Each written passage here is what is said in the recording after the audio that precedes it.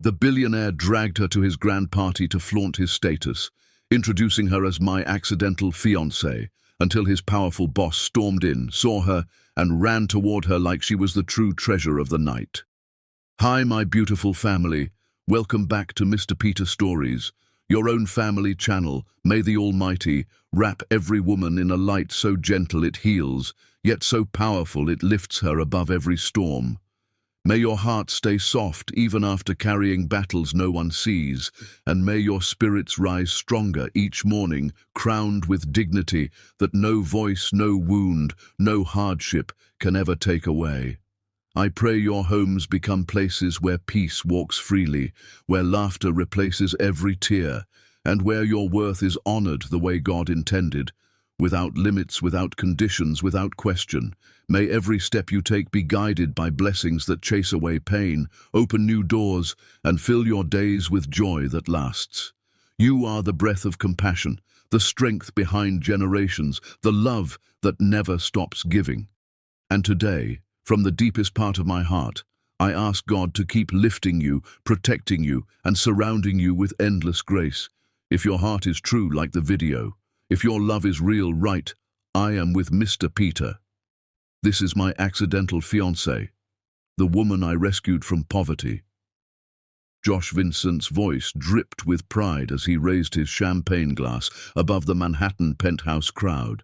"Found her organizing food drives in Brooklyn, covered in dust, no makeup, absolutely precious in her simplicity." The wealthy guests laughed on cue, their designer dresses and tailored suits glittering under crystal chandeliers. They were celebrating Josh's promotion to Chief Operating Officer of Sterling Dynamics, but the real entertainment was watching him parade his charity case romance like a trophy won from the gutters. Layla Peter stood beside him in her modest dress, enduring their condescension with unreadable eyes. She'd been silent all evening, playing the role of grateful nobody perfectly. Then the penthouse doors opened. Victor Sterling entered with his wife Elena, and every conversation died mid-sentence. Victor Sterling never attended company parties. His presence wasn't just unusual, it was impossible. But what shattered Josh's perfect celebration wasn't Victor's arrival. It was what happened next. Victor and Elena crossed the ballroom, ignoring every executive desperate for their attention, and walked straight to Layla. Victor opened his arms and embraced her like family. Eleanor's hands trembled as she held Layla's face. "We've been waiting for you to come home," Eleanor whispered, loud enough for nearby guests to hear, her voice breaking with years of longing. Josh felt his confidence drain like water through broken glass. Around him, whispers erupted. A woman near the bar gasped, diamond earrings catching light as her hand flew to her mouth. "That's Elena Morrison Sterling," she hissed, "which means, oh God, which means—" The Morrison name spread through the crowd like wildfire. Josh watched faces shift from confusion to shock to something resembling fear. Layla had told him she came from nothing, no family, no connections, no power. She'd lied about everything. Victor pulled back, studying Layla with eyes holding decades of secrets. "The woman who saved my life," he said softly. "You look tired. This life doesn't suit you." Elena touched Layla's face with reverent fingers. "Come back to us, please. You don't have to hide anymore." Layla's expression remained perfectly controlled, but something flickered in her eyes. Something dangerous that made Josh's stomach clench with instinct he didn't want to name. "Excuse me," Layla said quietly, her voice carrying command Josh had never heard before. "I need air." She walked toward the balcony, and every person in that room watched her move like watching royalty exit a throne. Josh followed on legs, moving before his brain could catch up, leaving behind a party transforming into feeding frenzy speculation. On the balcony, Manhattan's skyline glittered like the lies Josh had built his life on. Layla stood at the railing, her back straight, shoulders set for battle. "Who are they to you?" Josh demanded, his voice harder than he'd ever used with her. Layla turned slowly. The woman facing him was not the grateful, modest, manageable person he'd spent 6 months molding. Her eyes were ice. Her smile was a blade. "People who know exactly who I am," she said. "Unlike you, Josh, you never bothered to know who I really was. You only cared about who you could make me appear to be." "What the hell does that mean?" "It means you've been playing a game you never understood. Tonight the game ends." She walked past him, her shoulder brushing his, and Josh felt genuine fear for the first time in years. She walked past him, her shoulder brushing his, and Josh felt genuine fear for the first time in years. When he turned to follow, she was gone. Vanished. Victor and Elena had disappeared with her. His guests stared at him with expressions ranging from pity to barely concealed delight at his humiliation. Josh's phone buzzed. His assistant, "Emergency, call immediately." He fled his own celebration, driving through Manhattan in panicked confusion. His mind replayed Victor's words. "The woman who saved my life." The Morrison name triggered memories, a scandal years ago, a trial, a fortune destroyed by betrayal. He arrived at his real apartment, the one Layla never saw, the one he shared with Sienna Hartwell during his double life, his carefully maintained separate existence that never intersected, until tonight. Josh opened the door and found Sienna white-faced with fury, holding her phone like a weapon. "Who is Layla Peter?" Sienna's deadly calm was worse than screaming. "My sister called from your party, where you introduced another woman as your fiancée. Explain." Josh's mouth opened, but no words came. Before he could construct a lie big enough, he saw what sat on the coffee table. A manila folder. Thick, professional, ominous. Inside were photographs, crystal clear, professionally shot. Josh and Sienna at restaurants, entering hotels, kissing in parking garages. Every moment of their 4-year relationship documented like evidence. Bank statements showing stolen company money, emails he'd deleted, somehow recovered, text messages he'd believed secure, receipts for the second apartment, second car, second life funded by embezzlement. Everything, every secret, every crime. Underneath, elegant handwriting, "I know everything.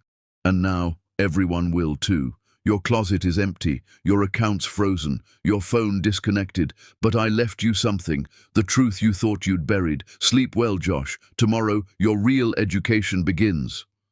Sienna snatched the folder, her face transforming from anger to horror to disgust, so profound it made Josh physically ill. "You've been stealing," she whispered, "living a double life. With me, with her. How long?" 4 years, Josh heard himself say. 4 years with you, 6 months with her. Sienna's hand cracked across his face so hard his ears rang. Get out of my home, get out of my life." "Sienna, wait. Get out!" Josh stumbled backward, grabbed his keys, fled into the hallway with Sienna's screams following him like ghosts. His phone buzzed. Unknown number. He answered. "Hello, Josh?" Layla's voice was calm, almost gentle. "You've found my gift, the folder, the evidence, the truth." "You destroyed my life," Josh breathed. "No," Layla said softly. "I revealed your life. There's a difference. Tomorrow morning, 9 o'clock, Sterling Dynamics main conference room. Don't be late. Your education begins." The line went dead. Josh stood in that hallway, homeless, exposed, terrified, alone.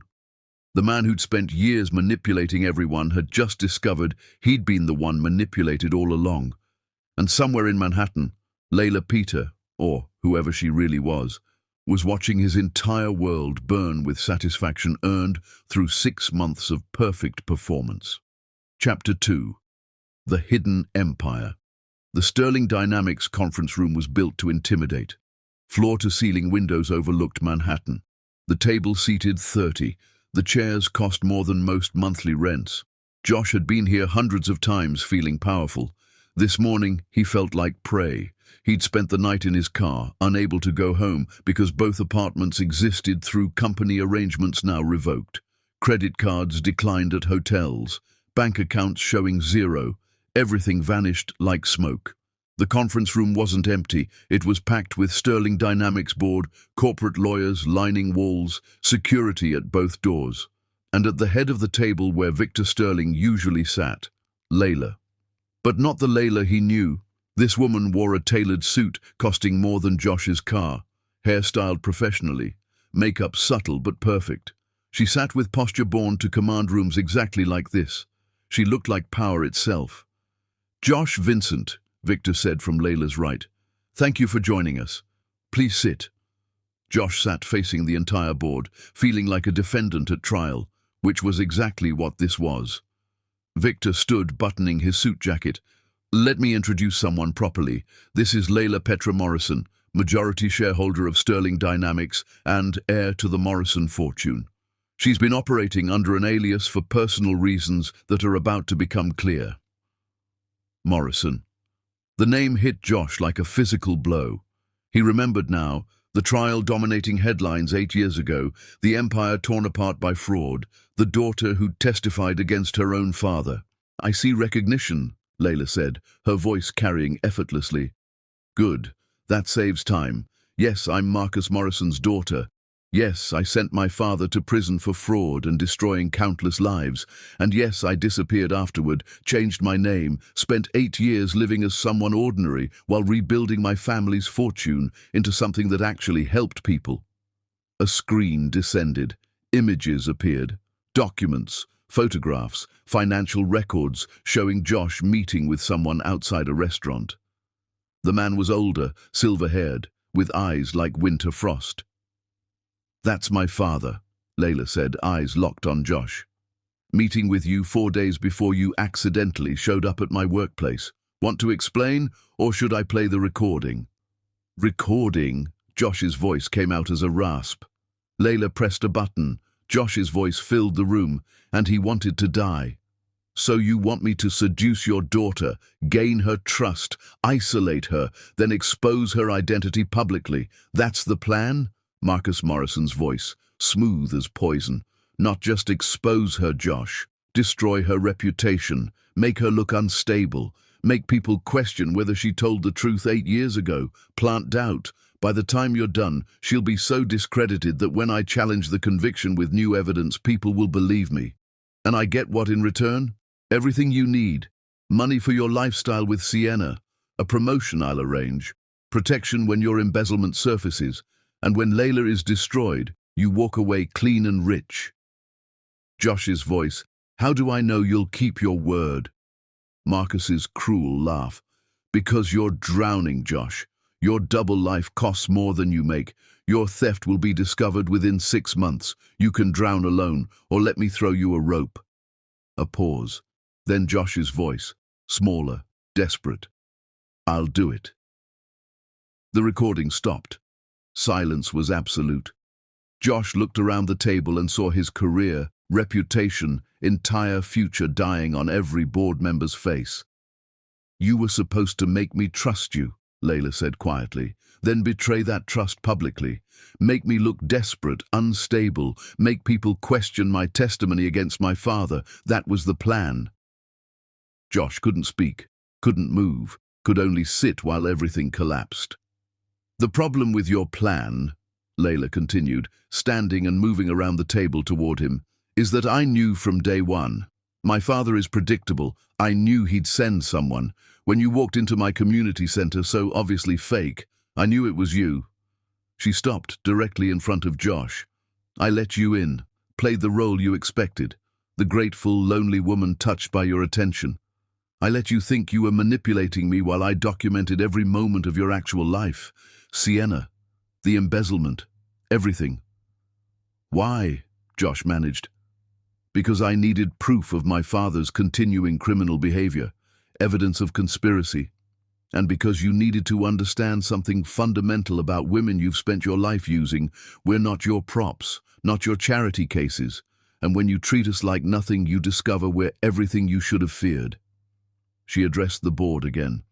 "Josh Vincent has been stealing from Sterling Dynamics for 18 months. He's been living a double life, engaged to 2 women simultaneously, using company resources to fund both. He willingly participated in conspiracy with a convicted felon. Catherine, an older board member, spoke. "What do you recommend?" "Terminate him immediately," Layla said. "Freeze assets, file charges." "Wait," Josh surged up. "I'll testify against your father. I'll tell everything." "You will," Layla agreed, "but not to avoid consequences. You'll testify because if you don't, my father will ensure you disappear. You were never his partner. You were his tool. Tools get discarded." Ice crawled down Josh's spine. "What?" "My father put a price on your failure," Layla said matter-of-factly. "If you succeeded, you'd be rewarded. If you failed, he'd make sure you vanished before testifying. You thought you were the predator. You were always prey." Victor stood. "Josh Vincent, you're terminated effective immediately. Security will escort you. You'll be served with complaints this afternoon. Hire an attorney. A good one." "Please," Josh said, hating how his voice broke. "I'll lose everything." "You already lost everything," Layla said. "The moment you decided other people's lives meant nothing, but I'm offering something my father never would. A choice." She handed him an envelope. "3 conditions. Meet them all, and I'll ensure you survive what's coming. Refuse, and face both the legal system and my father's people alone." Josh opened it with shaking hands. 3 typed paragraphs. He read the first and felt his legs go weak. "Live on the streets?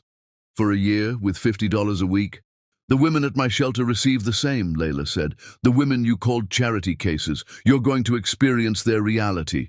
Every day, 1 full year." Josh read the second, hands shaking. "Testify against your father wearing a wire? He'll kill me."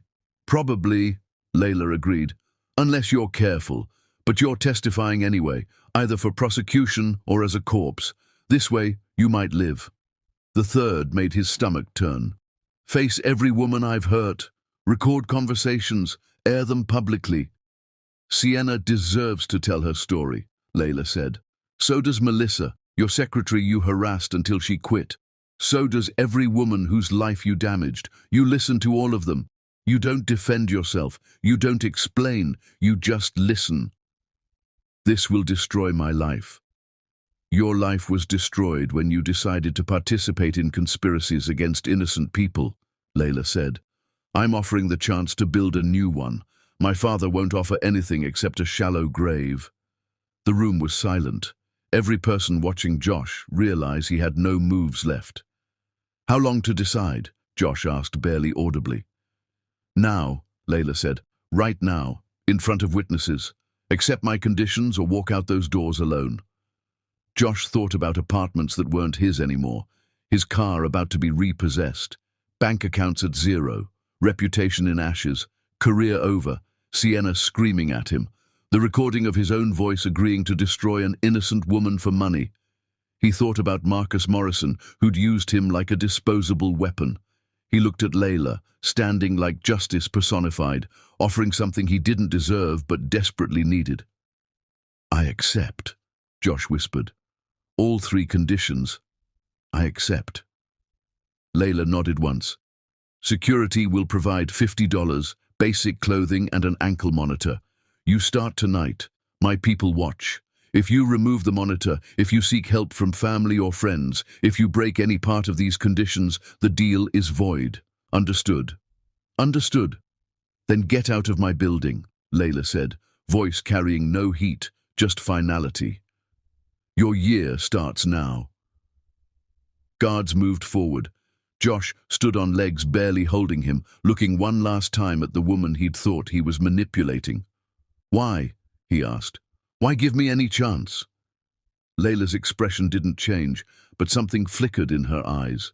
Pain or memory. "Because someone once gave me a chance when I deserved nothing," she said quietly. "That chance saved my life. I believe people can change, Josh, but change requires suffering, real suffering. You're about to learn exactly how much." Guards escorted Josh out. Doors closed behind him with a sound like a vault ceiling. And in that pristine room, surrounded by powerful people who'd watched a man's existence dissolve, Layla sat down heavily and allowed herself, for just a moment, to feel the weight of what she'd done. Victor touched her shoulder. "Are you certain about this approach?" "No," Layla admitted, But my father turned his pain into weapons that destroyed people. If I do the same, he wins. Even from prison he wins. I have to believe there's another way."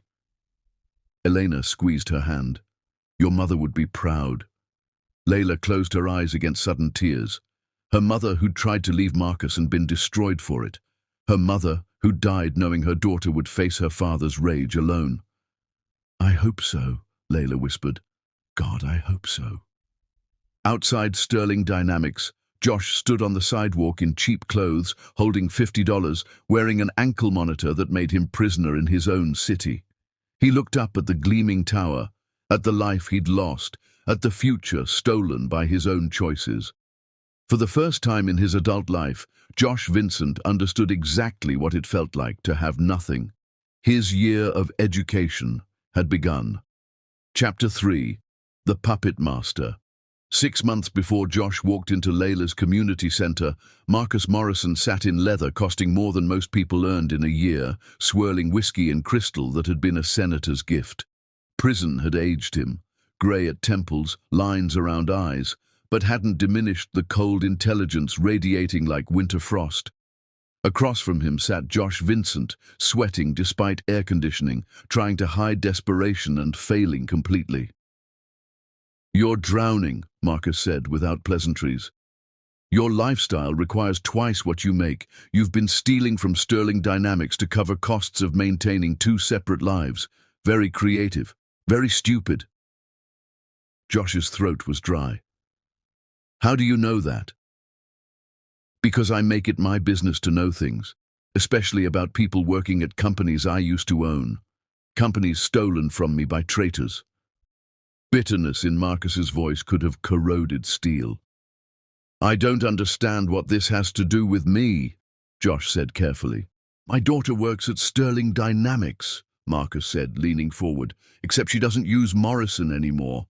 Calls herself Layla Peter, lives in Brooklyn like common nobody, volunteers at community centers, pretends she's ordinary, but she's sitting on the Morrison fortune controlling my life's work, and she did it by lying, by inventing crimes, by destroying her own father to steal his empire." Josh had heard rumors about the Morrison trial but never paid attention. Rich people eating each other alive wasn't his concern. His concern was survival. "She stole everything," Marcus continued, voice dropping to something dangerous. "My company, my reputation, my freedom. 8 years rotting in a cell while she played victim and society applauded. But here's what society doesn't know. Layla Morrison is a liar. She fabricated evidence, manipulated investigators, destroyed me because I wouldn't let her sell the company to my competitors." "Why tell me this?" Josh asked. Marcus smiled like a shark smelling blood. "Because you're going to help me get revenge, seduce my daughter, gain her trust, make her care, then destroy her publicly, make her look unstable, make people question her judgment, make them wonder if she lied about me." Josh's pulse quickened. This was insane. "I can't do that." "You can and will," Marcus said calmly. "Because I'm offering everything you need. Money for your double life, a promotion I'll arrange, protection when your embezzlement surfaces, and it will, within 6 months. When Layla is destroyed, when her credibility is shattered, you walk away clean, rich, untouchable." Everything Josh needed, everything he'd been scrambling to maintain, one conversation and all problems vanished. "How would this work?" Josh heard himself ask. "Layla volunteers at a Brooklyn community center," Marcus said, sliding a folder across. 3 times weekly. You'll manufacture an introduction, show interest in charity, be charming, be patient. She's lonely, been hiding 8 years. She wants connection even though she's terrified. That's her weakness. Exploit it." Josh opened the folder. Inside were photographs of a woman who looked nothing like expected. Pretty in an understated way, dressed simply, hair pulled back, no expensive jewelry. She looked like exactly the kind Josh had spent his life overlooking. "You want me to date her?"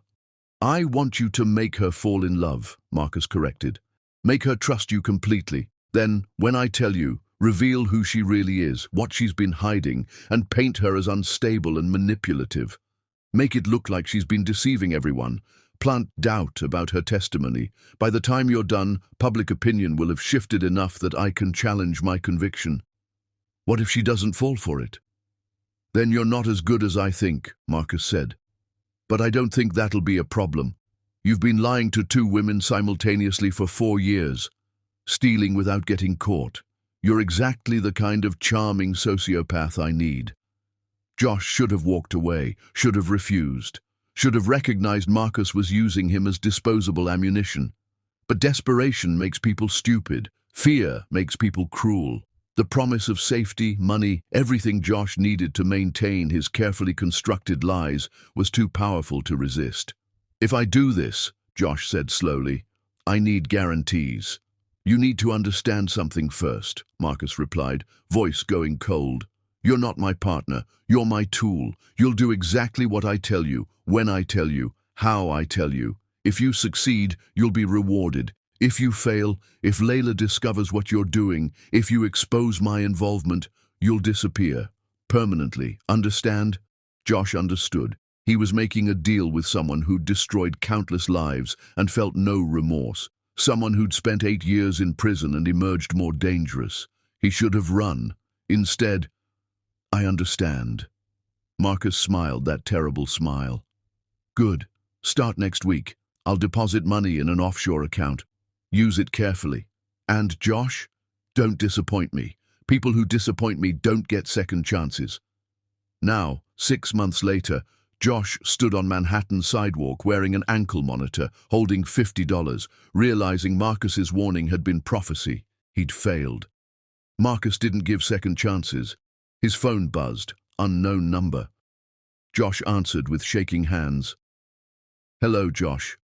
Marcus's voice was silk over razor blades. I've been watching your performance this morning. Very dramatic, very public, very disappointing. I didn't know she knew, Josh said desperately. She played me from the beginning. Of course she did, Marcus said, almost amused. She's my daughter. The problem is, you're now a liability. You can testify against me, connect me to conspiracy. That means you're no longer useful. You're dangerous. Josh's blood turned to ice. You said you'd protect me. I said I'd protect you if you succeeded, Marcus corrected. You failed spectacularly. Now you've accepted my daughter's ridiculous conditions, which means you'll spend the next year homeless while she parades you around as an example of her mercy. How touching, how predictable. What are you going to do? What I should have done from the beginning, Marcus said. Remove you from the equation. Garrett Kane is very good at making problems disappear. You'll see him soon. When you do, you'll have a choice. Die quietly or die screaming. Either way, you won't be testifying. The line went dead. Josh stood frozen on the sidewalk, tourists and business people flowing around him. He looked down at the ankle monitor, at the $50, at cheap clothes marking him as nobody. He'd played games with forces he hadn't understood, manipulated people stronger than him, made deals with a monster and believed he could walk away unscathed. Now that monster was coming to collect. Josh started walking, no destination, just moving because standing still felt like death. He'd accepted Layla's conditions, but hadn't understood what they really meant. She wasn't trying to redeem him. She was protecting him. The ankle monitor wasn't just tracking, it was proof of life. Constant monitoring, meaning if something happened, people would know. For the first time since that morning's humiliation, Josh understood Layla hadn't destroyed him out of cruelty. She'd been trying to save his life, and he'd been too blind to see it until now, when Marcus Morrison's enforcer was already hunting him, and the year ahead wasn't just about suffering, it was about survival. Chapter 4. The Brutal Conditions. Josh's first destination was a Bronx men's shelter, guided by an address security had given him. The building looked like it had survived disasters and barely bothered repairing damage. Paint peeled from graffiti-covered walls. The front door hung crooked. Inside smelled like desperation, sweat, and industrial cleaner that couldn't quite cover underlying scent of too many unwashed bodies. A man at the front desk, older with grey stubble and eyes that had seen everything, looked up when Josh entered. "First time?" the man asked, not unkindly. Josh nodded, unable to speak past throat tightness. Name's Raymond. I run intake. You look shell-shocked. Normal. Everyone who walks through that door first time has the same expression, like they can't believe this is their life now. Raymond pulled out a clipboard. Name. Josh Vincent. Raymond's pen stopped. He looked up sharply. The Josh Vincent, from Sterling Dynamics who got caught stealing and living double life, that's all over news. You're him? Josh wanted to lie. What was the point? Yes. Well? Raymond set down his clipboard. This'll be interesting. Lots of people here know about you now, know what you did, know about that woman you tried to destroy. Some will have opinions, strong ones. I just need a place to sleep. We've got beds, but you're not guaranteed one every night. Shelter fills up fast. First come, first served. Maximum 3 nights weekly. Other nights, you're on your own. Meals at 6 a.m. and 6 p.m. Miss them, you don't eat here. No drugs, alcohol, weapons, violence. Break any rule, you're banned permanently. Understood? Josh nodded. Check-in is 5 p.m. We lock doors at 9. Not here by 9. You're sleeping somewhere else. Questions? The ankle monitor. Will that be a problem? Seen plenty. Long as you're not breaking laws, not our concern. Raymond studied Josh. Look, I'll give you advice you probably won't take but should. Whatever brought you here, that person is gone. You're starting over whether you like it or not. People here, some are good people who got unlucky. Some are garbage who deserve what they got. You'll learn fast which is which, and you'll learn even faster what you are. Josh spent his first night lying awake in a bed smelling like strangers, listening to symphony of snoring, coughing, sleep talk from dozens of men crammed into a room never meant to hold this many. The sheets were clean but thin. The mattress had a spring digging into his lower back.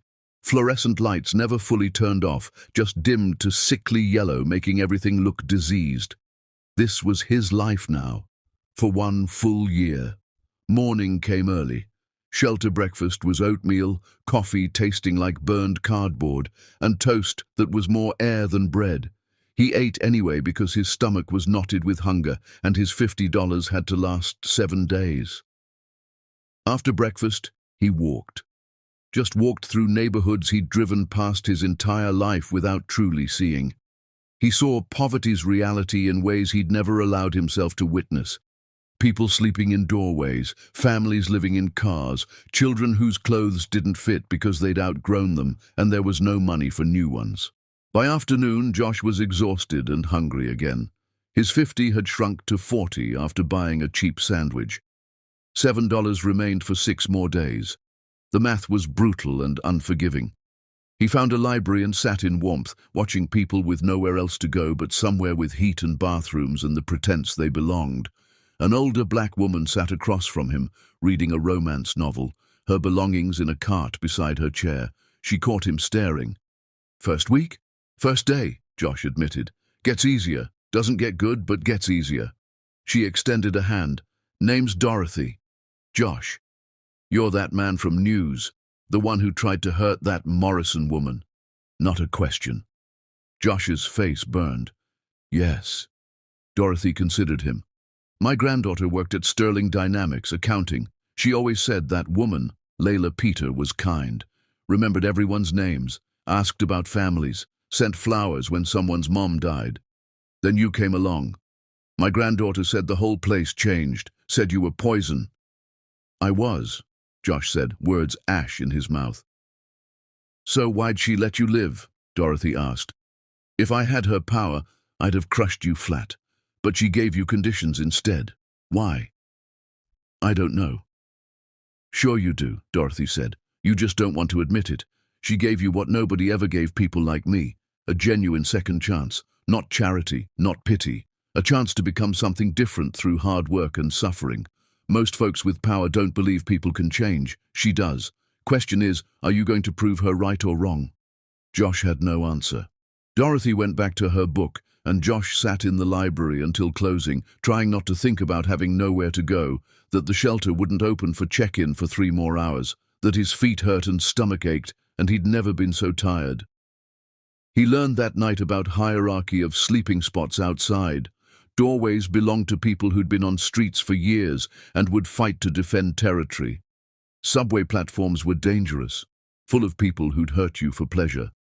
Parks were cold but relatively safe if you found other people to sleep near. Safety in numbers. Josh found a spot under a bridge with 6 others who'd built a small community of cardboard and tarps. They didn't speak to him, didn't acknowledge him, just let him exist on the edge, because that's how it worked. You earned your place through time and respect, neither of which Josh had yet. He tried to sleep on concrete leaching cold through his thin jacket. Failed. Instead lay awake watching his breath mist in November air, listening to the city that never noticed him, thinking about beds he used to own, apartments he used to inhabit, the life he used to have. His phone buzzed. The cheap burner shelter had given him. Unknown number. Josh answered anyway. "How's your first day, Josh?" Layla's voice was calm, professional without warmth or coldness. "Why are you calling?" "Because you need to understand something," Layla said. "My father is hunting you. His people are looking in shelters, on streets, anywhere desperate men hide. Your ankle monitor broadcasts location to my security team, which means we can protect you, but only if you follow conditions exactly. Why do you care if I live or die?" Silence. Then, "Because I refuse to let my father turn me into him. He destroys people. I save them, even when they don't deserve it, even when it hurts. That's how I stay human instead of becoming the monster he wanted me to be. I'm not worth saving." "That's for you to discover," Layla replied. "My job is to give you the chance.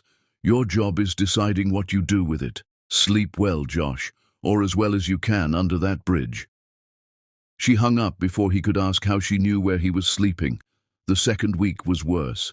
Josh's body, accustomed to soft mattresses and regular meals, rebelled against constant hunger and insufficient rest. He lost weight, developed a cough. His hands cracked and bled from cold. He tried day labor, showing up at 6 a.m. with dozens of desperate men hoping for work. Sometimes he got picked, sometimes not. When he worked, he earned enough for food that day. When he didn't, he rationed what little remained. The work was brutal. Moving furniture up 5-floor walk-ups, cleaning construction sites, hauling trash. His muscles screamed. Blisters formed, burst, formed again.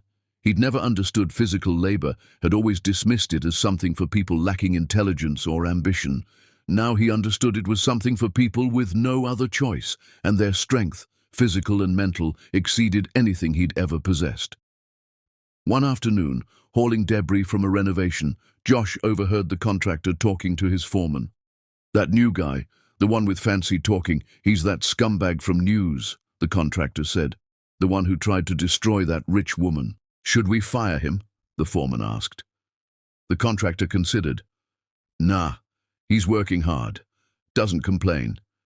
If he's willing to do the work, I don't care what he did before. Everyone deserves a chance to earn an honest dollar."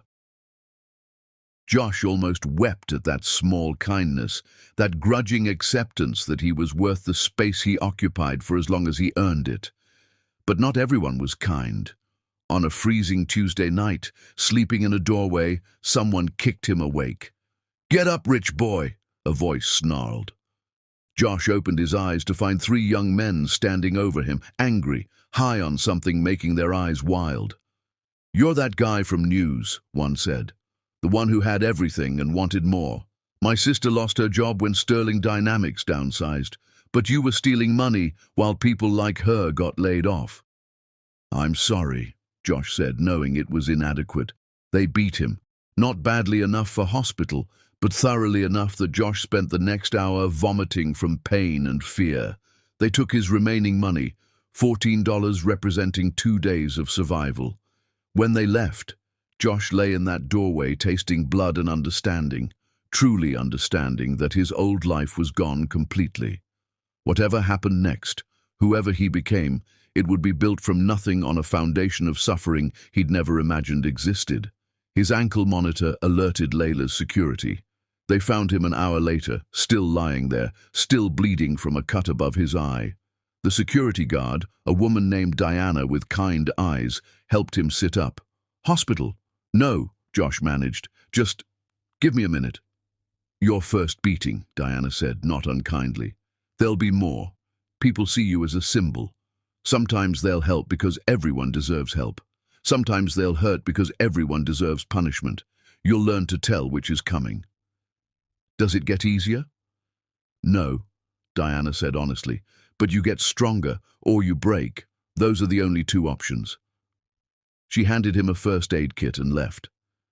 Josh cleaned wounds in a gas station bathroom, watching his reflection in a cracked mirror. The man staring back looked nothing like the Josh Vincent who'd stood in a penthouse introducing his accidental fiancée to people he'd believed were beneath him. This man was bruised, bloody, beaten down by reality. But this man was still alive. And for reasons Josh couldn't articulate, that mattered more than expected. Chapter 5. Broken and Hunted. 3 months into his year, Josh discovered poverty's worst part wasn't hunger or cold or exhaustion. It was invisibility. Walking past thousands daily who looked through you like vapor, being nothing to everyone, mattering to no one. He was moving boxes at a day labor site when he first saw Garrett Kane. The man watched from across the street, standing beside a black car costing more than most people earned in 5 years. Tall, built like violence, wearing sunglasses despite overcast sky. Josh's blood went cold. He knew without being told this was Marcus Morrison's enforcer, the man sent to ensure Josh never testified. Josh dropped his box and ran. He didn't know where, just that standing still meant death. He crashed through Union Square crowds, his lungs burning, his body weakened by months of insufficient food, protesting every step. Behind him, pursuit, steady, patient, inevitable. Josh ducked into subway, jumped the turnstile, ran through tunnels. He emerged in an unknown neighborhood, kept running until his legs gave out and he collapsed in an alley behind a Chinese restaurant, gasping for breath that wouldn't come. Garrett Kane appeared at the alley entrance. "Thought you'd run farther," Garrett said conversationally, pulling leather gloves over hands. "Usually they do, but you're weak. Months on street made you softer than before, which is saying something." Josh tried to stand. Couldn't. His legs were jelly, vision swimming. "Marcus wants this done quietly," Garrett continued, walking closer. "Unfortunate accident. Homeless man freezes to death. Tragic but common. Nobody asks questions."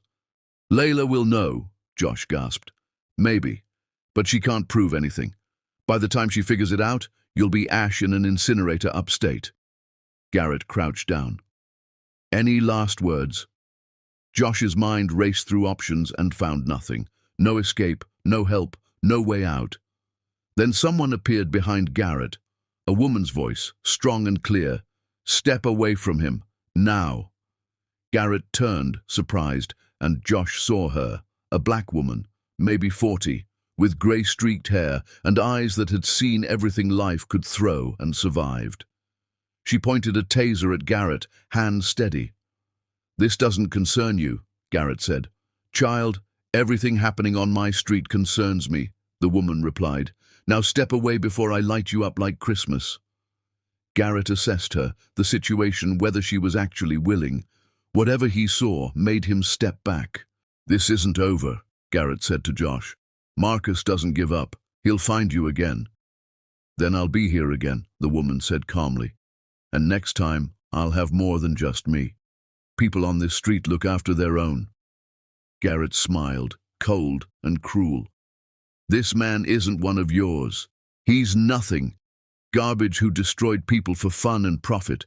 You're protecting trash." "Maybe," the woman agreed. "But garbage has more worth than folks who enjoy hurting people. Now get off my street before I call cops for harassment."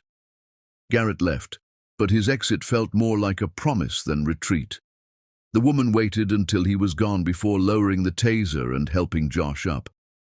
"Name's Destiny," she said. "You're that man from News, the one who tried to hurt Layla Morrison." Josh was so tired of that introduction. "Yes. Well, come on. You can't stay here. That man will come back with friends, and my taser only holds so many charges. Destiny led him through alleys to a parking lot, where she lived in a 12-year-old Honda with her 2 children, a boy of 8 and a girl of 6, both wide-eyed and quiet in the way children become when life teaches them noise draws danger. "This is my home," Destiny said without shame. "Not much, but it's mine, and nobody can kick us out long as I keep the car running." Josh looked at this woman with nothing who'd just saved his life and felt something crack open inside his chest. "Why did you help me?" "Because someone helped me once when I had even less," Destiny replied, settling into the driver's seat while children squeezed into back. 3 years ago, I was living in a shelter with my babies. Husband had left, family disowned me for marrying him, and I had nothing. No job, home, hope. Then Layla Morrison showed up. Josh went very still. "She didn't announce herself," Destiny continued. "Didn't make it PR. Just showed up like a regular volunteer, started working, talking to people. She asked about my situation, listened without judging, then paid for my daughter's medical treatment. My baby had a heart condition, needed surgery we couldn't afford. Layla paid for all of it. Didn't ask for thanks, didn't make me grovel, just did it because it needed doing." Tears ran down Destiny's face, but her voice stayed steady. "She saved my daughter's life. When I asked why, you know what she said? Because I remember what it's like when nobody sees you as human. I refuse to become that. So when I saw that man about to hurt you, I thought about Layla, how she saved us when she didn't have to. I figured if she gave you conditions instead of destroying you, maybe there's something worth saving." Maybe. Josh couldn't speak. Couldn't process that this woman and her children living in a car had risked herself to save him because Layla had once saved her daughter. "I don't deserve your help." "Probably not," Destiny agreed. "But that's not for me to decide. What you deserve is between you and whatever God you believe in. What I can do is give you half my sandwich and a safe place to sit for a few hours.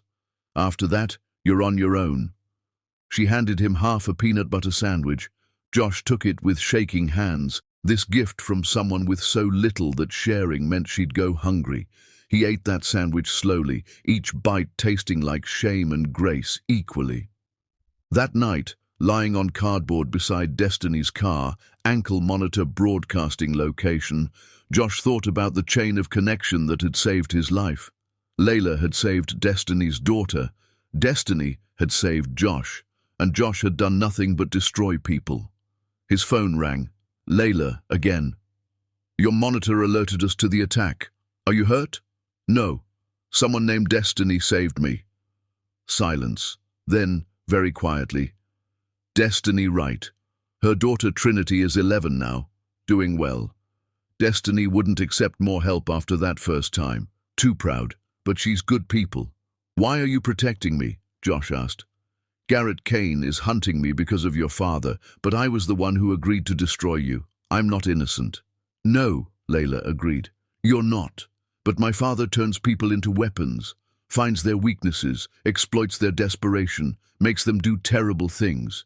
You're responsible for your choices, Josh, but you're also a victim of his manipulation.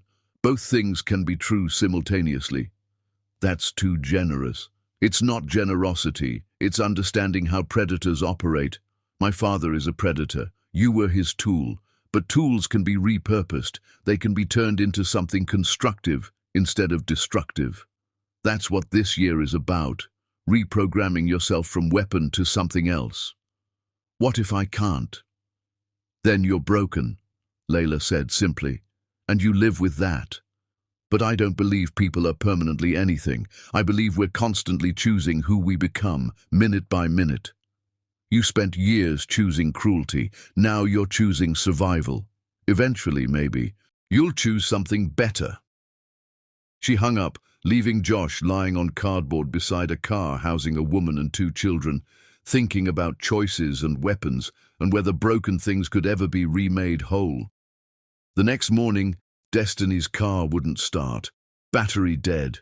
Josh, who'd spent years driving luxury cars he didn't own, suddenly remembered his father teaching him basic car maintenance when he was 16.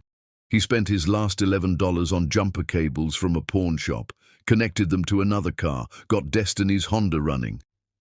Destiny stared at him in shock. "How did you know how to do that?" "My dad taught me," Josh said, surprised by the memory surfacing after years of burial. "Before I decided I was too important for practical skills." "Thank you," Destiny said. And Josh realized this was the first time in months someone had thanked him for something genuine instead of performative. "Can I ask something?" Josh said. "Layla gave me conditions. Said I have to face every woman I've hurt and listen to their stories. Did she ever tell you what happened to her? Why she's been hiding?" Destiny's expression grew cautious. "That's not my story to tell. But I'll say this. Layla Morrison survived something that would have destroyed most people. Instead of becoming hard and cruel, she became soft and strong. Those aren't opposites, you know. Soft and strong. Takes more courage to stay soft after the world tries to harden you." Josh thought about that as he walked away, heading to day labor, his body aching from a night on concrete, his mind replaying Destiny's words. Soft and strong. He'd spent his life believing strength meant hardness, meant not caring, meant crushing others before they crushed you. What if he'd been wrong about everything? Chapter 6. The choice that changes everything. 5 months into his year, Josh had learned survival's geography. Which restaurants threw out food at what times, which libraries had warmest bathrooms, which shelters had beds available on which nights, which day labor sites paid cash immediately versus making you wait.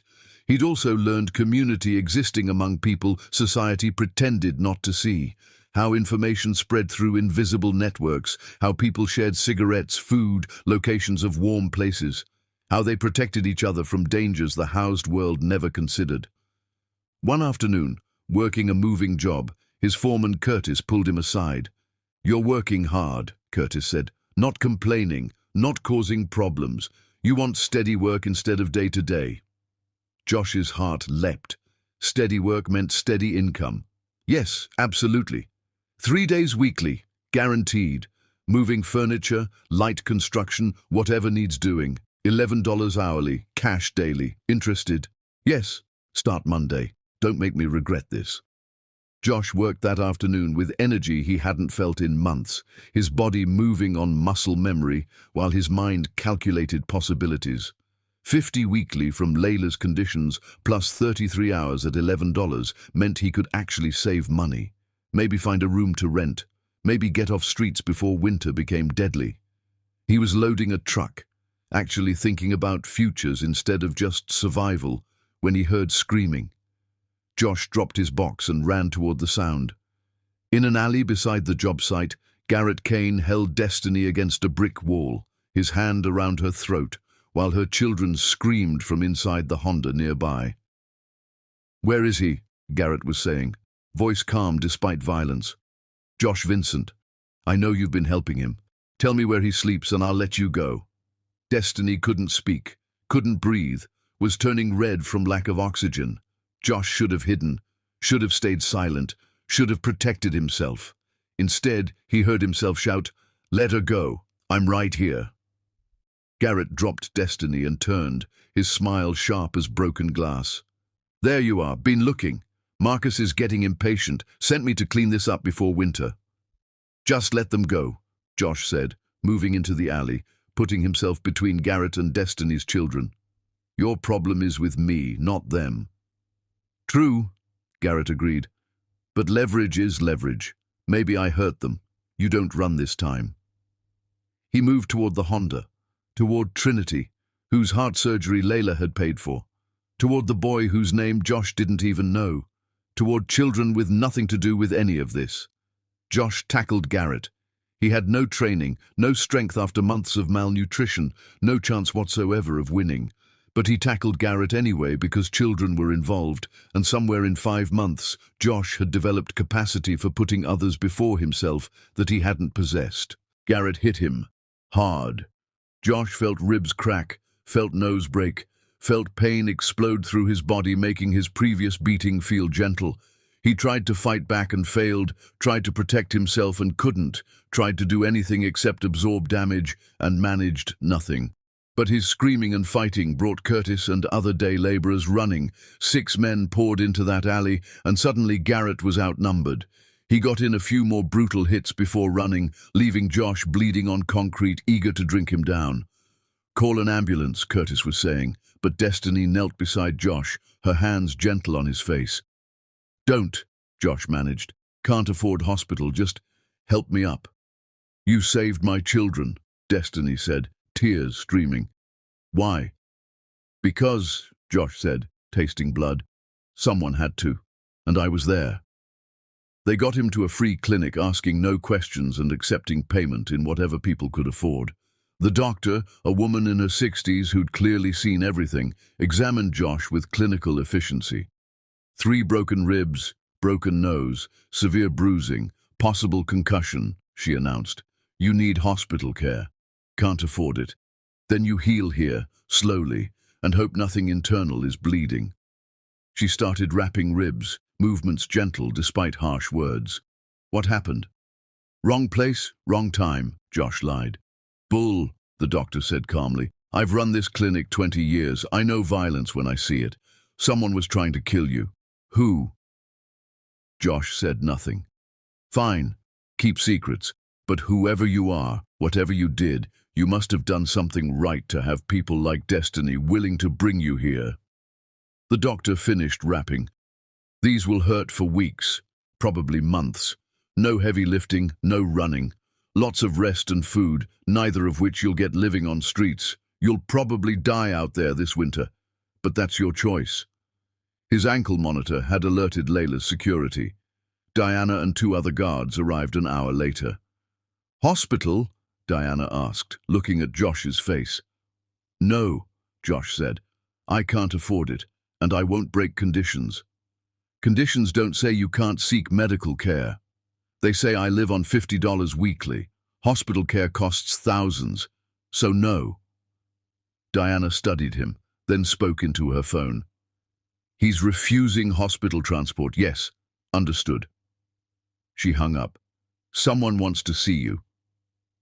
They drove Josh across Manhattan to Sterling Dynamics. He hadn't been inside since his public humiliation 7 months ago. Walking through those doors felt like walking into his own funeral. But they didn't take him to conference rooms or executive offices. Instead, Diana led him to a smaller, warmer space. A break room on ground floor, windows overlooking street, comfortable chairs and soft lighting. Layla was already there, standing by the window. She turned when Josh entered, and her face, usually so carefully controlled, showed genuine shock at his condition. "Sit before you fall," she said, voice rough. Josh sat, ribs screaming. They were alone except for Diana standing outside. "Garrett Kane attacked Destiny and her children," Josh said before Layla could speak. "He was trying to use them as leverage. I had to stop him." "You could have hidden," Layla said. "Could have let my security handle it. Could have protected yourself." "There wasn't time," Josh said simply. "He was going to hurt children. I couldn't let that happen." Layla sat across from him, eyes searching his face. "You took a beating that could have killed you to protect children who aren't your responsibility." "They're Destiny's children," Josh said. "She saved my life because you saved her daughter's life. I had to pay that forward." "Pay it forward," Layla repeated softly. "Is that what you think this was?" "I don't know what it was," Josh admitted. "I just know I couldn't stand there and let him hurt them. For the first time in my life, I couldn't walk away from someone else's pain. I don't know if that makes me good or just less terrible, but it's something. It's different." Layla was quiet for a long time, studying him with intensity, making Josh want to look away but didn't. "You have 7 months left," she said finally. "Can you make it?" "I don't know," Josh said honestly. "Garrett will try again. Your father won't stop until I'm dead, or he is, and I'm getting weaker every day. But I'll try. I'll keep trying because what else is there?" "There's quitting," Layla said. "Giving up, taking the easy way. Plenty would understand. Would you understand? Josh asked. No, Layla said immediately. I wouldn't, because I believe you're capable of more than you've ever allowed yourself to be. These past 5 months, you've started becoming someone different, someone better. Don't stop now. She stood to leave, then paused. My security will be more visible. We'll keep Garrett away from you and anyone connected to you. But Josh, the fact that you have people connected to you now, people who'd risk themselves to help you, that's growth. Don't waste it. She left, and Josh sat in that break room, his body broken but his mind clearer than it had been in months. He thought about Destiny, about her children, about Curtis and the day laborers who'd come running, about Dorothy and Raymond and the doctor at the free clinic. He'd spent his entire life believing he was important, that his comfort and success mattered more than other people's existence. He'd been wrong about everything. Chapter 7. The Father's Revenge. 8 months into his year, early spring was trying to shoulder aside winter's grip. Josh's ribs had healed mostly. He walked with a slight limp from an ankle twisted on ice. His hands were permanently scarred from labor. His face bore marks of violence that would never fully fade. The man looking back from bathroom mirrors was unrecognizable from the one who'd stood in a penthouse a lifetime ago. But something else had changed. Josh had community now. Curtis gave him steady work and actual advice. Destiny checked on him weekly, made sure he was eating. Dorothy saved newspaper sections with job listings circled. Raymond always had a bed available when Josh needed one most. People cared whether he lived or died. It was extraordinary. He was working a moving job, carrying boxes up brownstone stairs, when his phone rang. The burner only a few people had the number for. Josh answered, expecting Layla's security with another Garrett Kane warning. Instead, he heard Elena Sterling's voice tight with fear. Hello, Josh. I need you to listen carefully. I've been taken. Josh's blood turned to ice. What? Marcus Morrison has me. He says you're going to call Layla and deliver a message. If you don't, if you try to warn security, he'll kill me. Understand? Where are you? The old Morrison estate in Westchester, the one Marcus owned before arrest. He says Layla needs to come alone, bring papers transferring control of Sterling Dynamics and the Morrison fortune. If she brings police or security, I die. If she doesn't come within 2 hours, I die. If she refuses to sign, I die. Understand? I understand. Put Marcus on. Pause, shuffling. Then Marcus Morrison's voice, smooth as poisoned honey. Hello, Josh. Surprised you're still alive. Garrett assured me you'd be dead by now, but you're surprisingly resilient for someone fundamentally weak. Let Elena go. Your problem is with Layla, not her. Elena Sterling encouraged my daughter to testify against me, Marcus said, voice going cold. She convinced Layla that destroying her own father was noble. She's as guilty as Layla. More, perhaps, because she was an outsider who poisoned my daughter's mind. What do you want? I already said. Layla comes alone, signs documents giving me back what's mine, then we'll see if I'm feeling merciful. Marcus paused. You're wondering if you should warn Layla's security, if you should try being a hero. Don't. I have explosives rigged throughout this estate. One signal from me, and this entire building becomes rubble with Elena inside. The only way she survives is if Layla follows instructions exactly. She'll know it's a trap. Of course, Marcus agreed. She's my daughter. She inherited my intelligence, if not my principles, but she'll come anyway because that's her weakness. She cares about people. She believes human lives matter more than power or money. It's pathetic, and it'll get her killed. The line went dead. Josh stood frozen in that brownstone stairwell, boxes scattered around him, his mind trying to process. Marcus had Eleanor, was using her as bait, expected Josh to deliver the message bringing Layla to certain death. If Josh called Layla and told her what Marcus demanded, she'd walk into a trap. If he warned her security first, Marcus might kill Elena. If he did nothing, both women would die. There were no good options, no clever solutions, no way out that didn't involve someone dying. Josh thought about the past 8 months.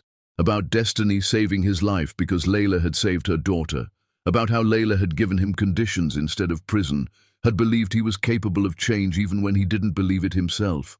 He thought about how every choice mattered, how you became the sum of your decisions, how monsters were made one selfish act at a time, and heroes were made one sacrifice at a time. He called Layla. She answered immediately. "Josh, what's wrong?" "Your father has Elena," Josh said. "He's holding her at the old Morrison estate. He wants you to come alone with documents signing over Sterling Dynamics and the Morrison fortune. If you bring police or security, he'll kill her. If you don't come within 2 hours, he'll kill her. If you refuse to sign, he'll kill her." Silence. Josh could hear Layla breathing, could imagine her mind working through scenarios. "He's going to kill you," Josh added quietly.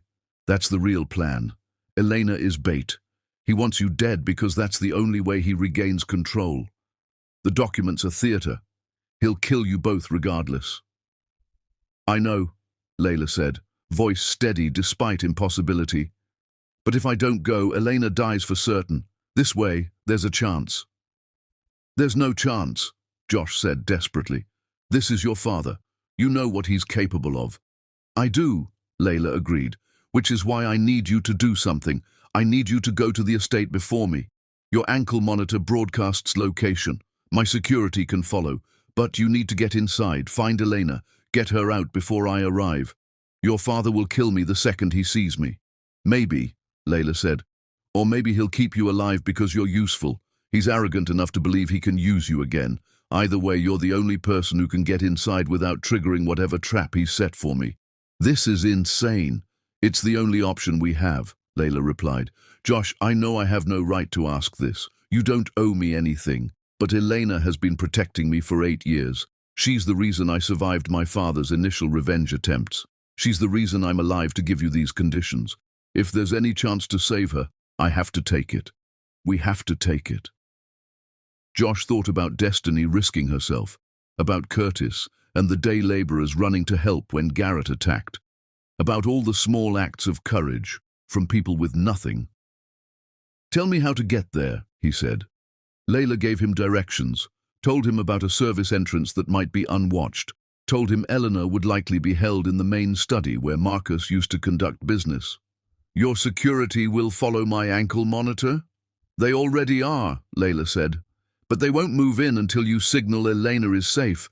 If they breach too early, Marcus might trigger explosives." "And if I die?" "Then you die a better person than you lived most of your life," Layla said softly. "That's not nothing, Josh. That's everything." She hung up. Josh stood in that stairwell, terrified and resolved equally, knowing he was about to walk into a situation where he'd probably die, but also knowing that walking away would mean he'd survived 8 months, but learned nothing. He told Curtis he had an emergency, took subway to Grand Central, caught a train to Westchester. The Morrison estate was massive, hidden behind walls and gates, the kind of place existing to intimidate. Josh found the service entrance Layla had mentioned, a maintenance door half hidden by overgrown hedges. Unlocked. Not careless. Intentional. Marcus was expecting this, allowing Josh to enter because it served whatever larger plan was unfolding. Inside, the estate was beautiful and cold, all marble and ancient wood, and the smell of old money. Josh moved through hallways feeling familiar, like places from nightmares where you're lost, but the architecture knows you. He found the study, found Elena Sterling bound to a chair, mouth taped, eyes wide with fear and warning. He also found Garrett Kane standing behind her, holding a gun. "Hello, Josh," Garrett said pleasantly. "We've been waiting for you." Chapter 8. The Daughter's Stand. Josh froze in the doorway, his mind trying to calculate escapes that didn't exist. Garrett had a gun pointed at Elena Sterling's head. Marcus Morrison sat in a leather chair by the fireplace, looking like a king holding court in the castle he'd lost and was determined to reclaim. "Come in," Marcus said, voice carrying that same poisoned honey quality. "We're all friends here." "Let her go," Josh said, taking a careful step in. "Your problem is with Layla, not Elena." "My problem is with everyone who destroyed my life," Marcus corrected. My daughter, my supposed friends, the entire system that believed lies of a manipulative girl over a man who built an empire. But yes, Layla is the primary target. Elena is simply collateral and excellent bait. Josh moved slowly toward Elena, watching Garrett's trigger finger. 8 months on streets had made him tougher in some ways, but strength requires nutrition and rest, neither of which Josh had sufficiently. You're wondering if you can disarm Garrett, Marcus observed. If you can somehow save Elena and escape before I detonate explosives throughout this estate. The answer is no. But I admire the thought process. You've changed quite a bit from the desperate man I recruited 8 months ago. You used me, Josh said, still moving incrementally closer. Set me up to fail so you'd have someone to testify against if your plan went wrong. True, Marcus agreed easily. You were always expendable, but you were also useful right up until you weren't. The problem with tools is they sometimes develop consciousness and start making their own decisions. That's when they become dangerous. Josh reached Elena's chair. Her eyes were frantic, trying to communicate something Josh couldn't interpret. He reached for the tape over her mouth. I wouldn't, Garrett said casually, pressing the gun harder against Elena's skull. Marcus wants her quiet. Why? Josh asked, hand hovering. If you're going to kill us all anyway, what does it matter? Because, a new voice said from the doorway, my father is theatrical. He wants me to see Elena suffering before he kills her. He wants me to feel responsible. He wants my last moments alive filled with guilt. Layla stood in the doorway, wearing dark clothing, her face calm despite walking into the trap they'd all known was waiting. Behind her, the hallway was empty. She'd come alone as Marcus demanded. Marcus smiled, genuine pleasure lighting his cold eyes. Hello, daughter. I've waited 8 years for this conversation. Hello, father, Layla replied, stepping in. I've been waiting too, though I'd hoped you'd die in prison and save us all this trouble. Still disrespectful, Marcus said. Still certain you made the right choice when you testified against me. Do you ever wonder what our lives would be like if you'd simply stayed loyal? If you'd understood family comes before morality? Every day, Layla said, moving farther in, drawing Marcus's attention from Josh and Elena. Every single day, I wonder what my life would have been if I'd let you keep destroying people. And every day I'm grateful I had courage to stop you. Courage, Marcus repeated, tasting the word like poison. You call betraying your father courage. I call it the worst kind of treachery. I raised you, provided for you, taught you everything I knew, and you repaid me by destroying my life. You destroyed your own life, Layla said, voice steady. I just made sure you couldn't destroy anyone else's. There's a difference. Marcus stood, moving toward Layla with controlled violence. Josh saw his chance. While Marcus was focused on his daughter, while Garrett's attention was divided, Josh grabbed Elena's chair and yanked it backward, pulling her away from the gun. Garrett spun, but Josh was already moving, 8 months of survival instincts making him faster than he had any right to be. He tackled Garrett, his broken body screaming protest, ribs sending white-hot pain through his chest. They hit the floor hard, the gun skidding across marble. Marcus turned at the commotion, reaching for something in his jacket. The detonator, Josh realized with horror, the trigger that would bring this entire estate down. But Layla was faster. She'd anticipated this, had probably planned for it, had known her father's vanity would make him monologue instead of acting immediately. She launched herself at Marcus, grabbing his wrist before he could press the button, her small frame leveraging angles and momentum speaking of serious training. Father and daughter fought in that study, savage and silent, while Josh struggled with Garrett for control of the gun. Elena, still bound to the chair, screamed through taped mouth, her chair tipping as she tried to move.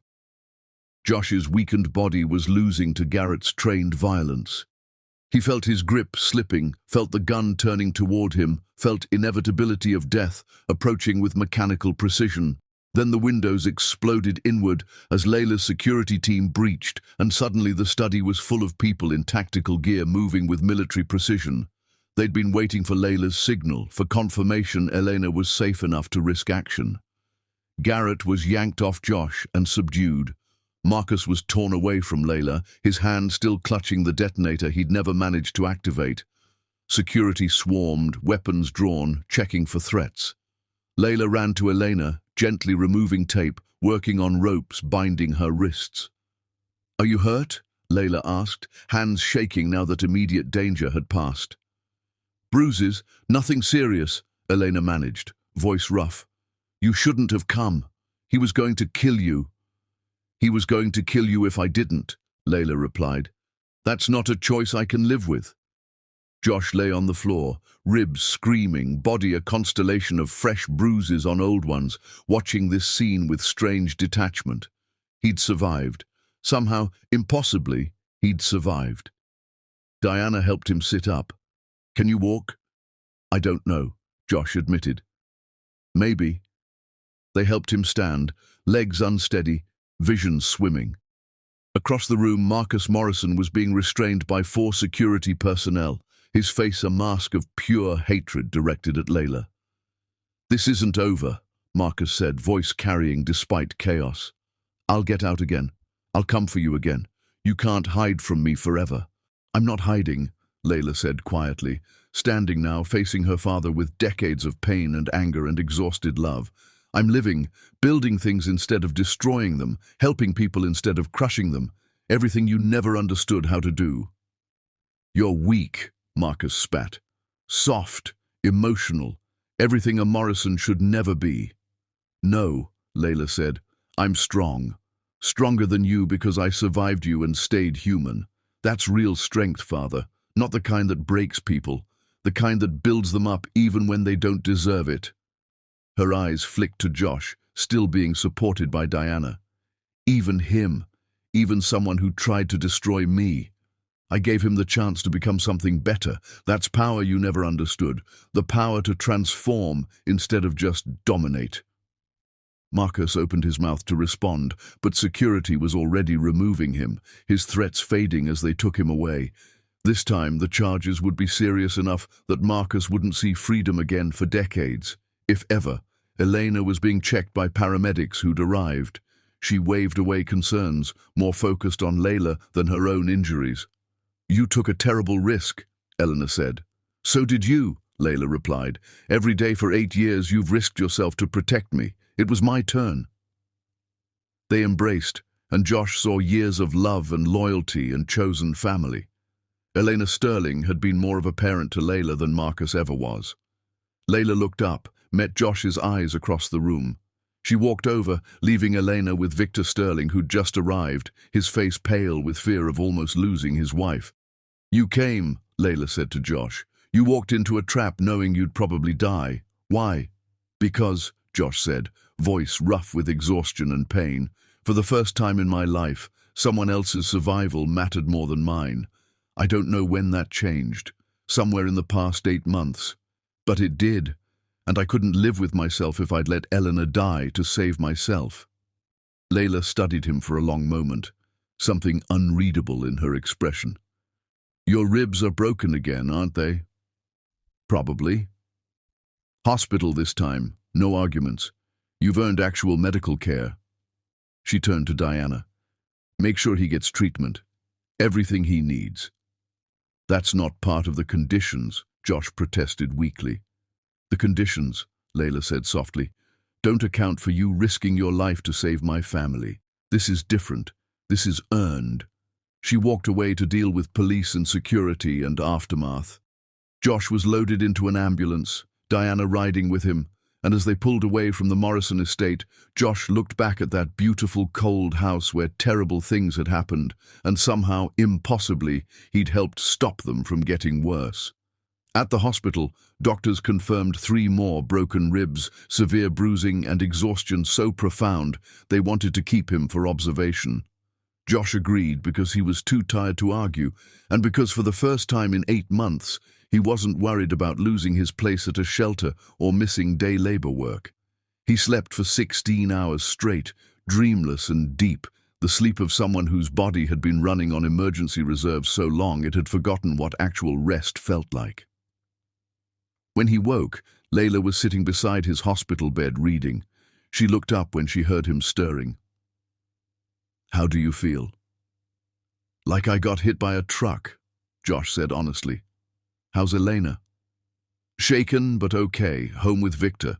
My father is facing enough charges that he won't see freedom again, ever. It's over, Josh. His revenge, his plans, all of it, finished. Because I walked into his trap." "Because you made a choice," Layla corrected. "You could have warned my security immediately, could have let professionals handle it, but you knew my father was monitoring communications, knew any early warning might get Elena killed, so you went in yourself, drew attention, gave me the opening I needed to move with backup. You saved her life, Josh. However much you want to diminish it, that's what happened." Josh absorbed this, trying to reconcile the man who'd walked into the Morrison estate with the man who'd stood in a penthouse 8 months ago, treating people like props. "I have 4 months left on my conditions," he said. "What happens now?" "Now you heal," Layla said.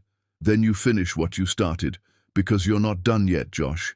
You've changed, yes, but change has to be maintained, reinforced, proved over time. 4 more months of learning what it means to survive with nothing, and then condition 3, facing every woman you've hurt." Her voice softened. "That's going to be harder than everything you've done so far.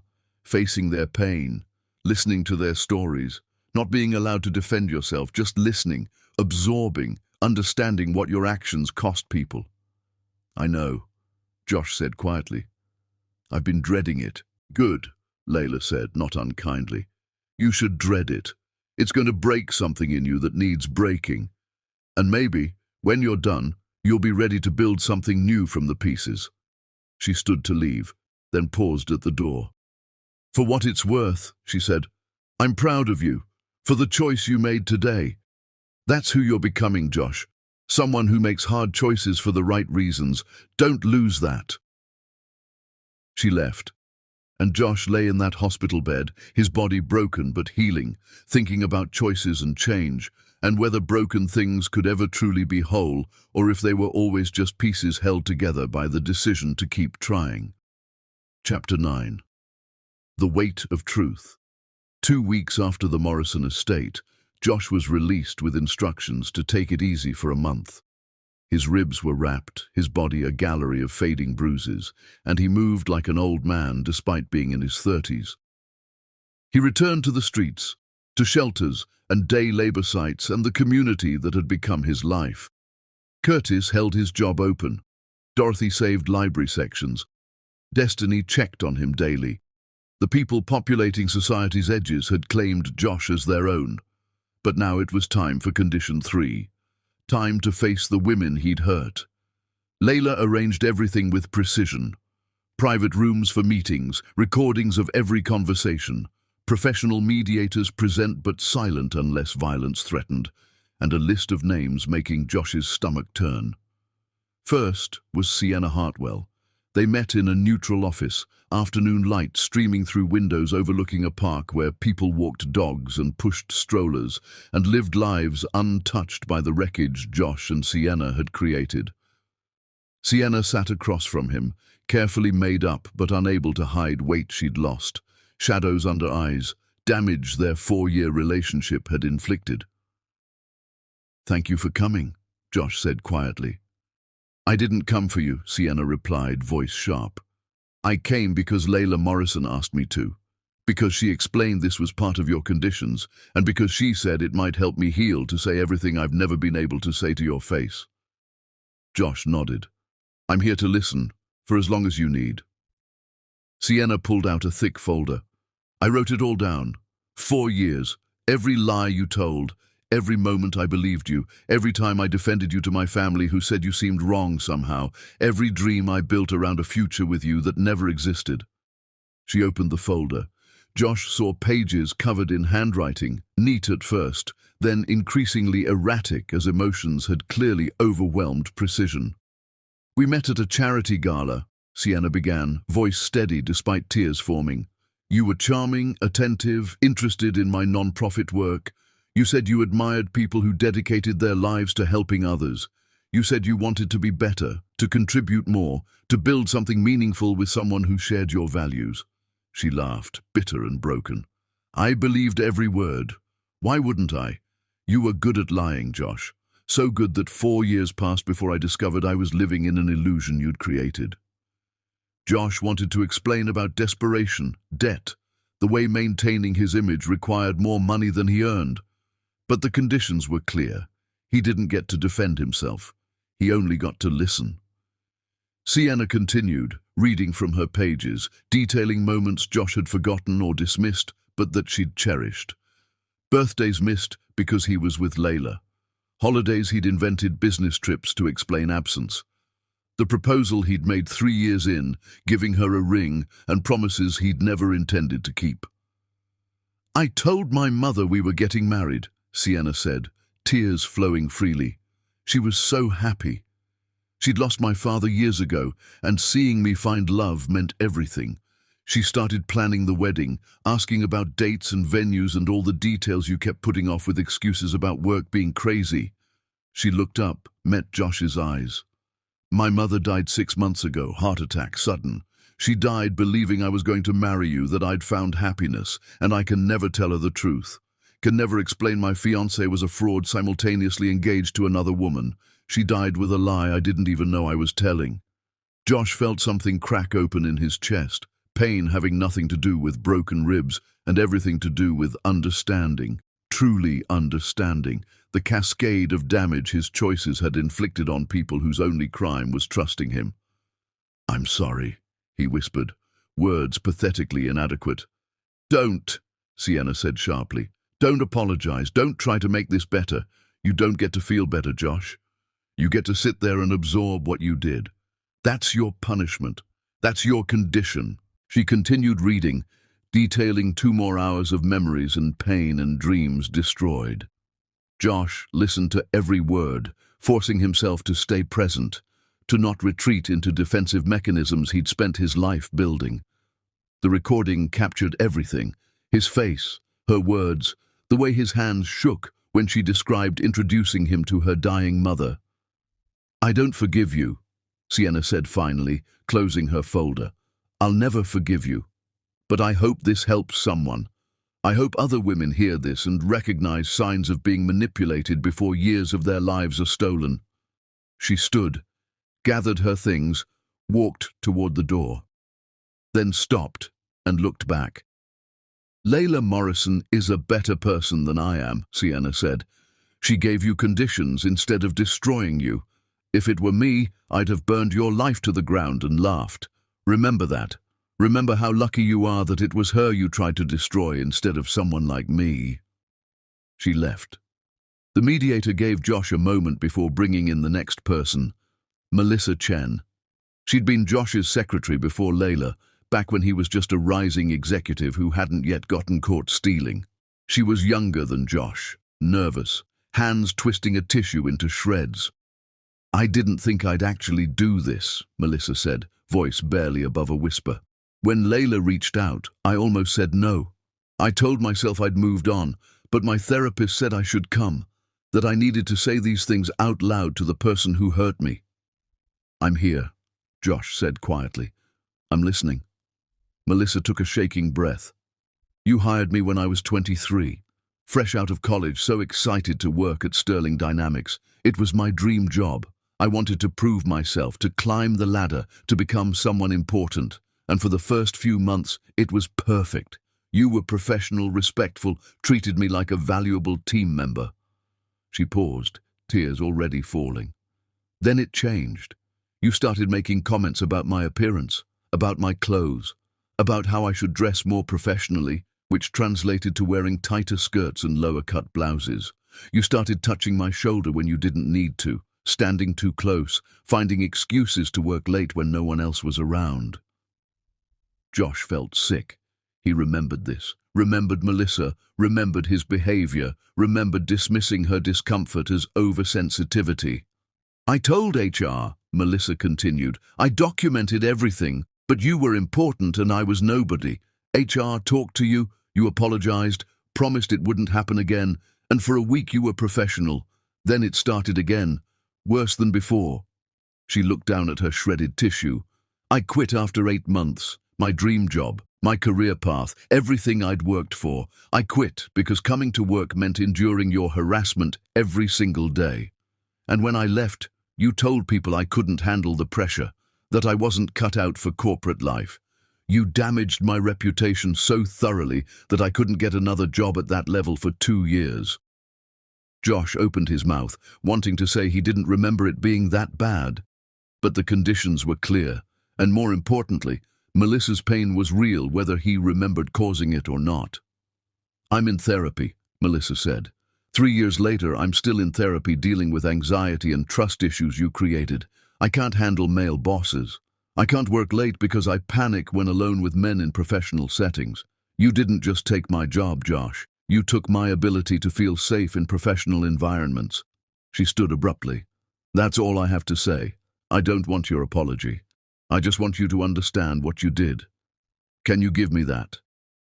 Yes, Josh said, voice rough. I heard you. I understand. Melissa left. The mediator handed Josh water. Do you need a break? No, Josh said. How many more? 7 more today, 10 more scheduled over the next 2 weeks, plus anyone else who contacts Ms. Morrison requesting to participate. Josh closed his eyes. This was only the beginning. Over the next 3 weeks, Josh sat in that room and listened to 17 women detail how his actions had damaged their lives. Some stories were as severe as Melissa's. Others were smaller but no less meaningful. The intern he'd humiliated in front of peers, the colleague whose ideas he'd stolen, the woman at a conference he'd led on professionally then ghosted, the friend of Sienna's who'd tried to warn her and been cut out of her life. Every story was unique. Every woman had suffered differently. But the common thread was Josh's casual cruelty, his certainty that other people's feelings mattered less than his comfort, success, image. The recordings were edited into a documentary that would be released publicly. Josh would be exposed not through sensational headlines, but through quiet, devastating testimonies of people he'd hurt. The final session was with someone Josh hadn't expected, Dorothy from the library. You hurt me too, Dorothy said when she sat down. Not directly, but when you tried to destroy Layla Morrison, you were trying to destroy the woman who saved my granddaughter's job at Sterling Dynamics. Your actions, if they'd succeeded, would have hurt thousands who depend on the changes Layla made. That's a different kind of violence, but it's violence nonetheless. Josh hadn't considered this angle. Hadn't thought about all the people who would have been collateral damage if he'd successfully destroyed Layla's reputation. I accepted you at the library, Dorothy continued, shared my space, watched you struggle and survive. I saw you changing. That's why I'm here, to tell you that change doesn't erase damage. You can become a better person and still have to live with what you did as a worse one. Both things exist simultaneously. That's the burden of genuine transformation. She stood to leave, then added, but I also want you to know something. I believe you've changed. I believe these past 9 months broke something in you that needed breaking. And I believe you have capacity to spend the rest of your life building instead of destroying. Whether you do that or not is your choice. Every day, every moment, choose well, Josh Vincent. When Dorothy left, the mediator told Josh he was done. All 17 sessions complete, all recordings captured, all stories told. Josh sat alone in that room, feeling like he'd been hollowed out and filled with other people's pain. Layla appeared in the doorway. How do you feel? Destroyed, Josh said honestly. Like I should never have been allowed to interact with other humans. Good, Layla said, not unkindly. That's appropriate. You hurt people, Josh. Not accidentally. Through deliberate choices made over and over. Facing that isn't supposed to feel good. It's supposed to break you. It did, Josh said. I'm broken. No, Layla corrected. You're finally cracked open enough to let something different grow. There's a difference. She sat across from him. You have 3 weeks left on your conditions. 3 weeks and your year is complete. What happens after is up to you. What do you mean? I mean you get to choose what kind of person you become next, Layla said. You've survived poverty, protected people at cost to yourself.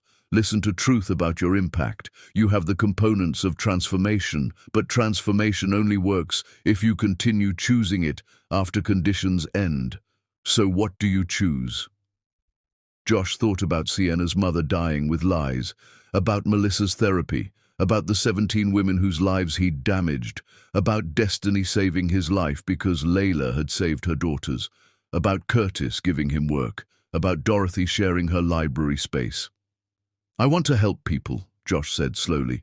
I want to spend the rest of my life balancing scales, even though I know they'll never be balanced. I want to become someone those 17 women could point to and say, that's what real change looks like, even if they never forgive me, even if I never forgive myself.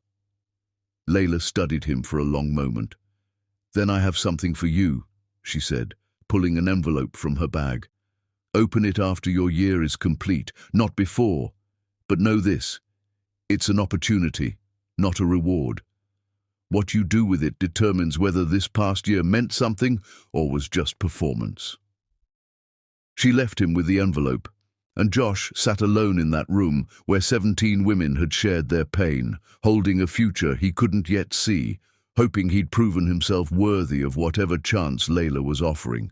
3 weeks, 3 more weeks of surviving on streets, of day labor and shelters and cold nights. 3 weeks until his conditions were complete and he'd face the hardest test, choosing who to become without conditions forcing the choice. Chapter 10. The Woman Who Rewrote Destiny. The Morrison Foundation Gala was everything Josh had been told to expect and nothing he could have prepared for. Crystal chandeliers cast prismatic light across a ballroom filled with people who shaped policy and markets with casual conversations. Women in gowns costing more than cars. Men in tailored suits discussing deals worth millions. The air itself seemed expensive. Josh stood near the entrance wearing a simple suit, the best he could afford from saved earnings, nowhere near good enough for this environment. People's eyes slid past him like he was furniture. After a year of being invisible on streets, being invisible in a ballroom felt familiar. But then he saw her. Layla moved through the crowd like she'd been born to this, which she had. Her gown was midnight blue, elegant without ostentation. Hair styled but natural, minimal jewelry catching light without demanding it. She looked powerful and kind simultaneously, which Josh now understood was the rarest combination. Around her were faces Josh recognized from his year on streets. Destiny was there with her children, Trinity wearing a dress making her shine with joy. Dorothy was there with her granddaughter, Curtis with his wife, Raymond from the shelter, the doctor from the free clinic, even Melissa and several other women Josh had faced during Condition 3. This wasn't just a gala, it was a gathering of everyone connected to Josh's transformation. Victor and Elena Sterling stood near the stage, Elena fully recovered, her arm linked with Victor's in partnership that made Josh ache for something he'd never understood how to build. The lights dimmed. Layla took the stage, and the room went silent. "Thank you for being here tonight," Layla began, voice carrying effortlessly.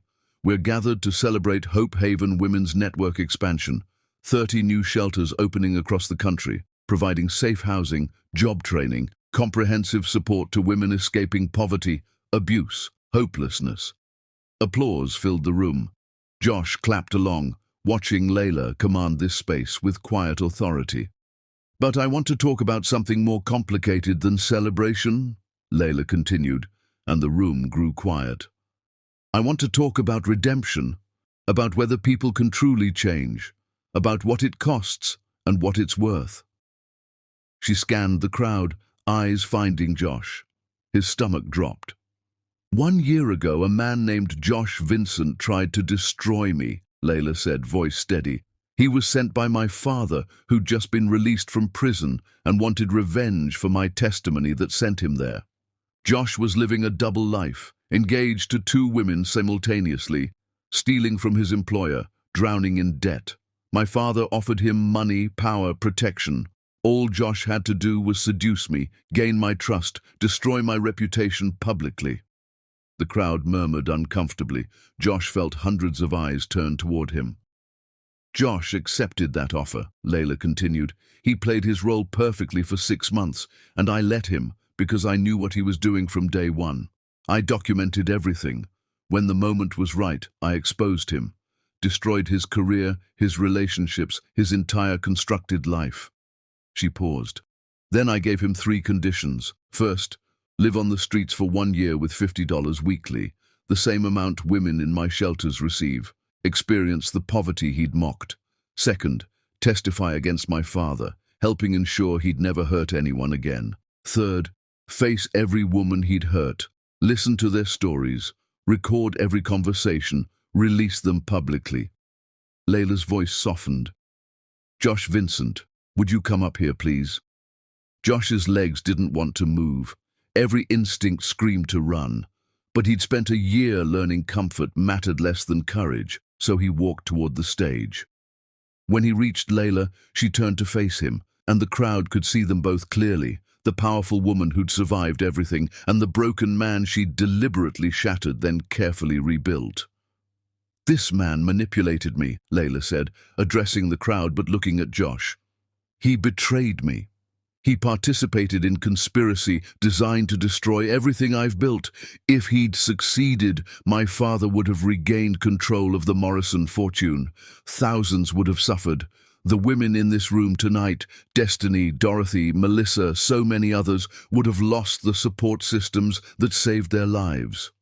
The crowd was completely silent. But Josh made choices, Layla continued. When my father's enforcer came to kill him, Josh protected Destiny and her children instead of hiding.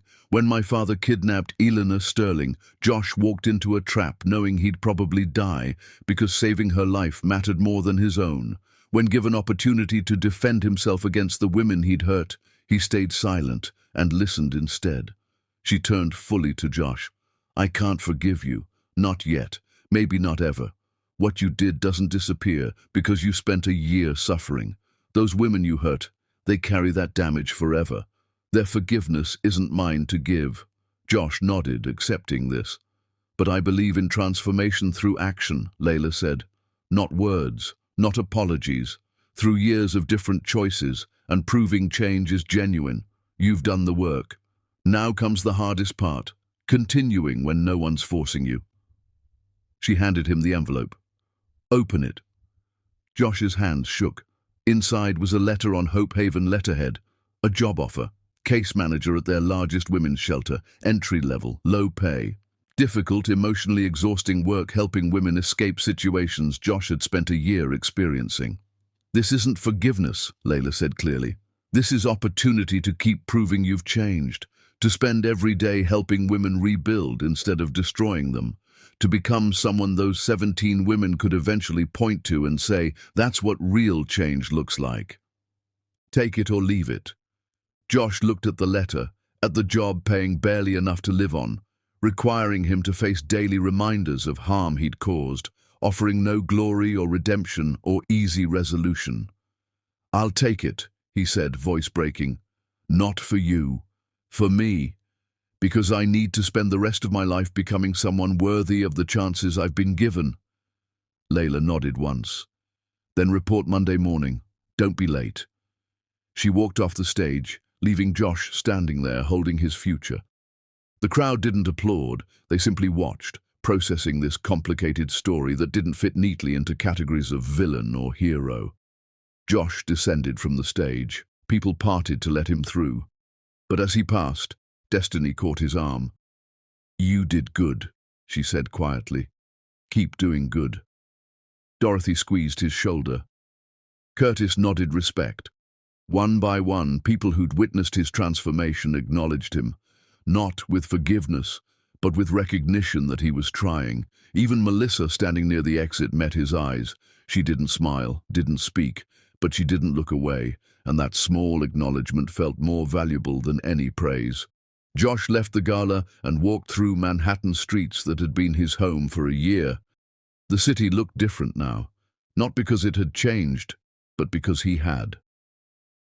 6 months later, a new woman arrived at Hope Haven, beaten, terrified, convinced she had nowhere to go and no one who'd help.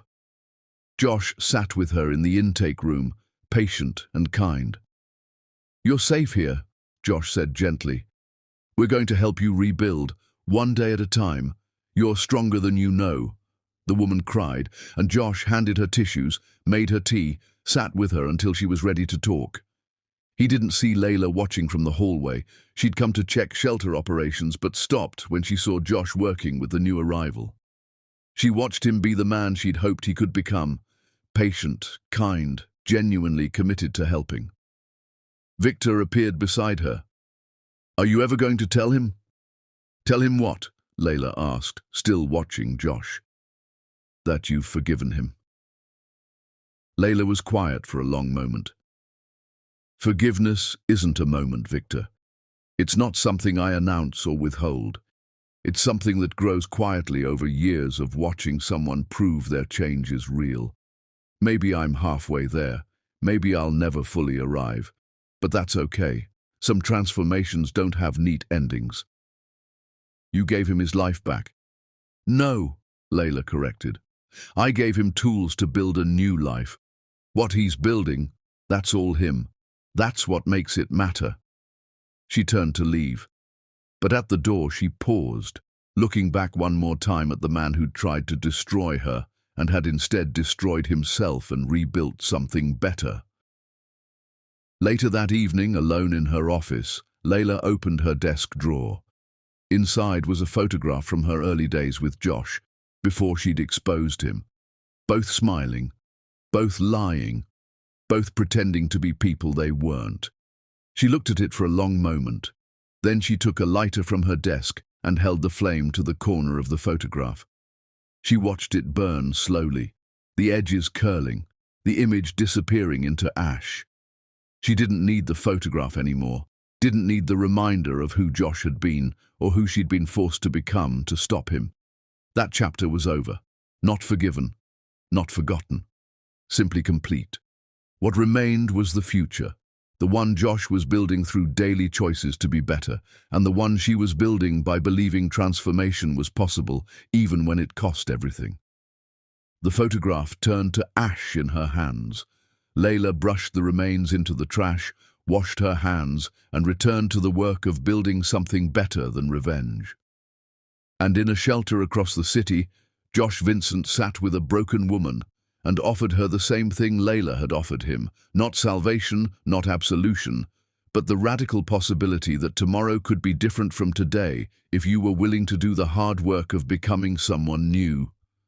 That was redemption, not the kind that erased the past, the kind that transformed the future, one impossible choice at a time.